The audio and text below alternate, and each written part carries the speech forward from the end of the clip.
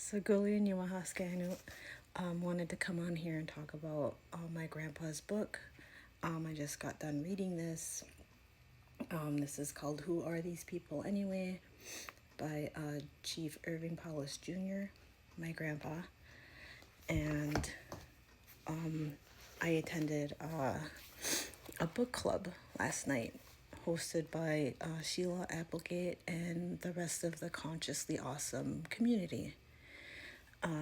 It was so wonderful to be with people who read the book, and some of them haven't started the book yet, or they're just like beginning it, and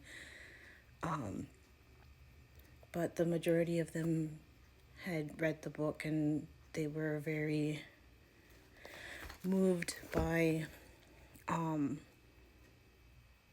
everything that my grandpa was writing.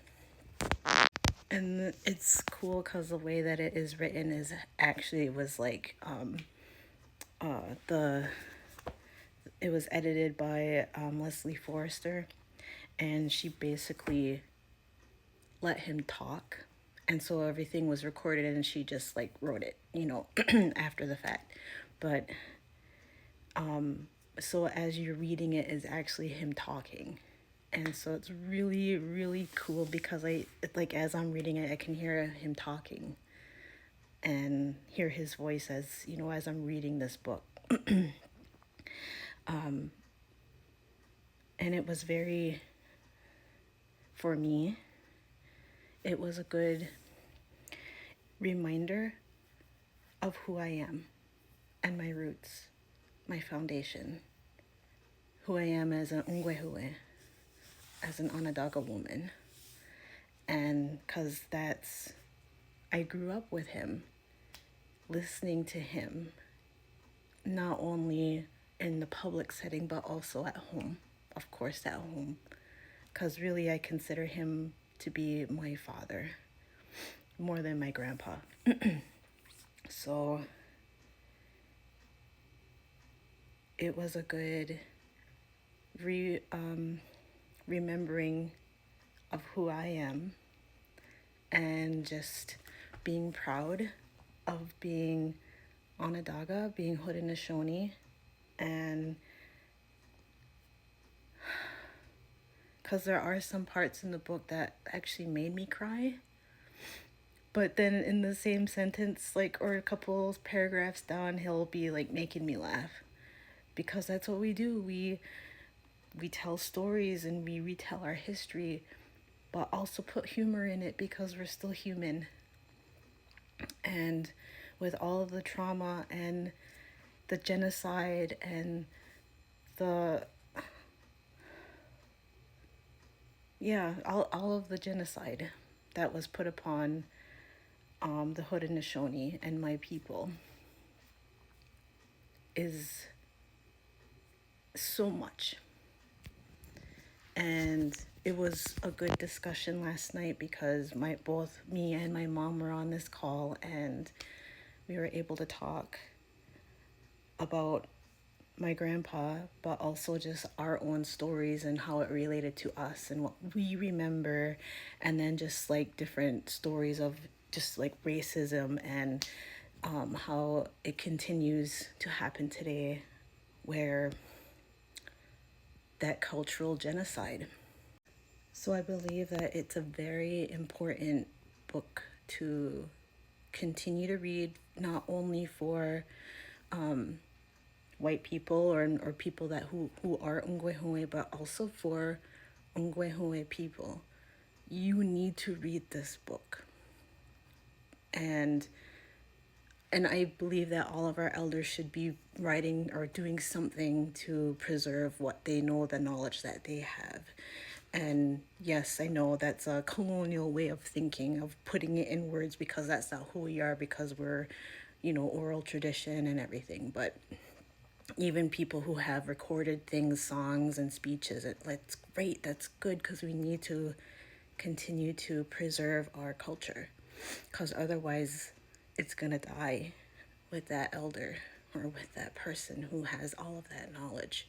And so I know that my grandpa didn't want to write a book because what was the point? You know, he's not a writer. That's not something he wanted to do. But I'm glad he did it. And I'm glad it was written in a way where you can get it from his perspective. And so you get the human side of who he was and why he was so passionate about learning our history, both our oral traditions, what we have been told, plus researching what the colonizers have recorded of our meeting. And it's just amazing. I'm like, he did so much. And I'm like, mind blown. And then at the same time, I'm like, oh, that's where I get it all from. And I know many people have come up to me and said, oh, how did you do that? How did you stand up for this? How did you stand up for that? And blah, blah, blah. And and every time my answer would be, I don't know, I just did it. And as I read my grandpa's words, it's like, you just do it because you have passion for it, because that's your purpose as a Ongwehoe, and that's just what you need to do the right thing. And sometimes the right thing is going to be hard, and you're always going to be, or you're going to feel like you're standing alone, but you're never standing alone when you are fighting for your people, because all of our ancestors are standing right with us. They are us. They're all in me, just like my grandpa is in me. Even though he's physically not here on this earth anymore, he is within me. He's in nature. He's the tree. He's the crow. He's the hawk. He's the water. He's the wind. Just like all of our ancestors that have passed before us. That's who they are, and that's where they are. And so that was one thing that one of the last messages I gave to the group last night, and I will say it again here, is that is my duty as an Ungwehue Haudenosaunee Onondaga, is to continue to do the ways of the Creator and what the Creator has given to us as a people.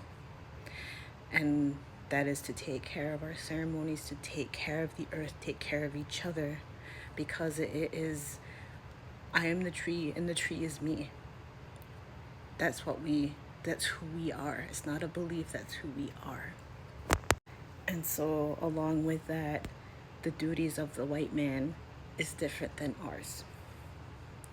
Not saying that anyone is above or below, we're all the same, but your duties are different. And so what I said to them, I will say here, the duty of the white man is to learn, to educate yourself, and then now be an advocate for us so that we can continue to perform our ceremonies, do our duty to the earth and to humanity, to make sure that we can preserve that beautiful earth for 7 generations to come, because we're doing it for them. It's not for us, it's for them. So that's your duty, is to fight and advocate for us to continue to do that. And I think that's not only for Haudenosaunee, but for all indigenous people. We all feel the same way. So, yeah, because we're just living with the natural laws of nature and fulfilling those duties that the Creator gave us. And so, there you go. Daneto, that's it.